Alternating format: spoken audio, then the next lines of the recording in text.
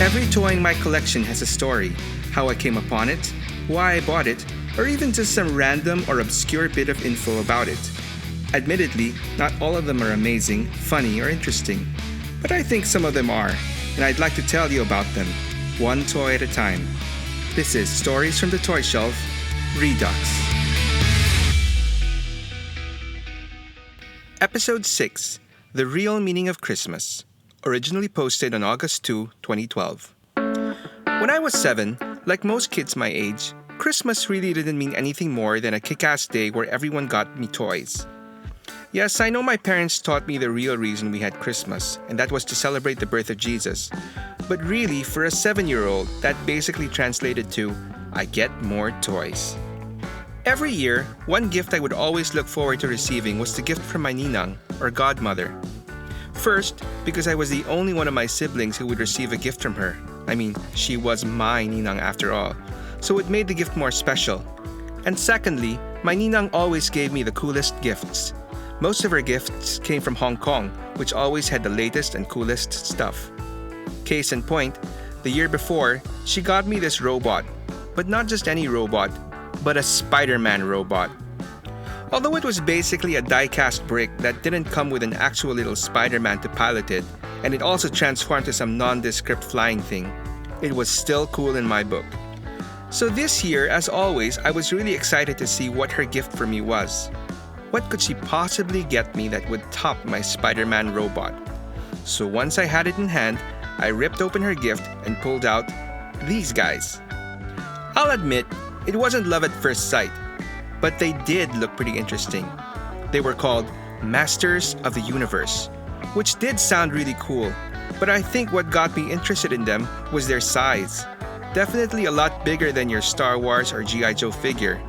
But boy did they look strange. I mean, Zodak looked nice enough and his title as Cosmic Enforcer sounded cool, but then he had these odd 3-toed feet and a hairy chest. And don't even get me started on Stratos. He was a gray-haired monkey man with feathers in his arms.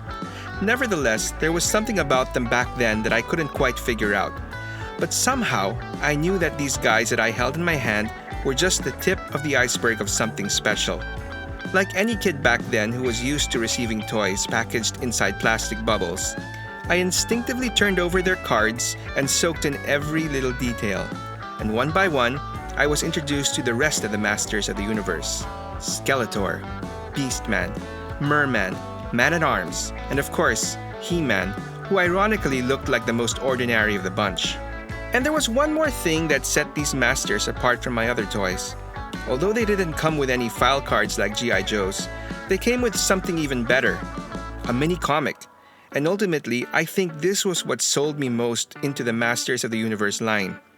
Although they were mini, I remember their stories to be quite entertaining and not at all simplistic, and the art was gorgeous, at least to the eyes of a 7-year-old. These comics immersed me into their world, and I couldn't wait to get my hands on the rest of the line.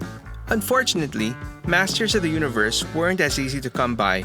Although I eventually got my main guys like He-Man and Skeletor, my Masters collection didn't grow as fast as my Joes did.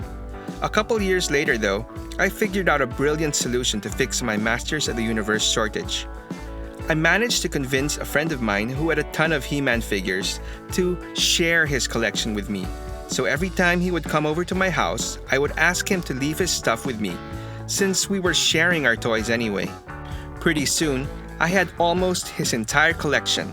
Of course, little did I know that as he was leaving his He-Man figures with me, he was taking home a couple of my G.I. Joes from under my nose.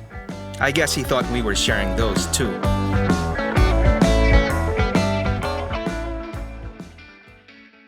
Thanks for checking out Stories from the Toy Shelf Redux. For more stories, please like and subscribe to this channel. Click on the notification bell for updates or visit my website at storiesfromthetoyshelf.com and follow me on Facebook, Instagram, and Twitter. Until the next one.